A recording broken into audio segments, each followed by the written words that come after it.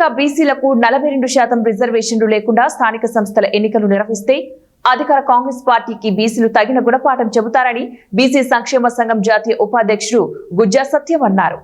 వచ్చే స్థానిక సంస్థల ఎన్నికలకు బీసీలకు 42% రిజర్వేషన్లు అమలు చేస్తూ రాష్ట్ర ప్రభుత్వం ముందుకు వెళ్లాలని, ప్రభుత్వం ఘర్షణ పద్ధతిలో కూడా ప్రత్యామ్నాయ పద్ధతి ఆలోచించి రిజర్వేషన్లు పెంచే న్యాయ మార్గాన్ని ఆలోచించాలని ఆయన కోరారు. కేంద్ర ప్రభుత్వంపై యుద్ధం ప్రకటించి ధర్నాలు చేస్తే సరిపోదని బీసీ సంఘాలు, ప్రజా సంఘాలు చేయవలసిన కార్యక్రమం బీసీ రిజర్వేషన్ సాధన కోసం కేంద్రంతో సానుకూలంగా ఉండి అఖిల పక్షంతో అన్ని రాజకీయ పార్టీలతో మాట్లాడి పరిష్కరించి సాధించాలన్నారు. పిటిషన్ వేసి ఆ బిల్లును సాధించే అవసరం ఉంది. మరి ఇవన్నింటినీ పక్కన పెట్టి మేము కేంద్ర ప్రభుత్వం ఒప్పుకోవట్లేదు అని చెప్పేసి బీసీలకు అన్యాయం చేసే పరిస్థితులు ఉన్నాయి.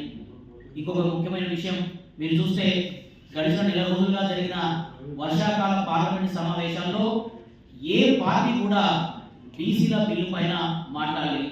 మరి ఇక్కడ స్థానిక సంస్థల రిజర్వేషన్ ఇస్తున్న కాంగ్రెస్ ప్రభుత్వం పెద్దలంతా కూడా పోయి ఏఐసిసిలో అక్కడ ప్రెజెంటేషన్ ఇచ్చి ఏఐసిసి పెద్దలకు పార్లమెంట్లో ఈ బిల్లు పెట్టి, ప్రైవేట్ బిల్లు పెట్టి దీని గురించి మాట్లాడమని చెప్పారు. మరి ఏ కాంగ్రెస్ పార్టీ ఎంపీ కూడా బీసీ బిల్లు పైన ఒక్క మాట మాట్లాడే సందర్భం లేదు. మరి మీకు నిజంగా చిత్తశుద్ధి ఉంటే బీసీలకు 42% రిజర్వేషన్లు ఇవ్వాలన్న అది ఉంటే మరి మీరు ఎందుకు పార్లమెంట్లో ఈ విషయం ప్రస్తావన చేయలేదు? కేంద్ర ప్రభుత్వాన్ని ఎందుకు నిలదీయలేదు? అంటే మీరు చేసే ధర్నాలు, దీక్షలు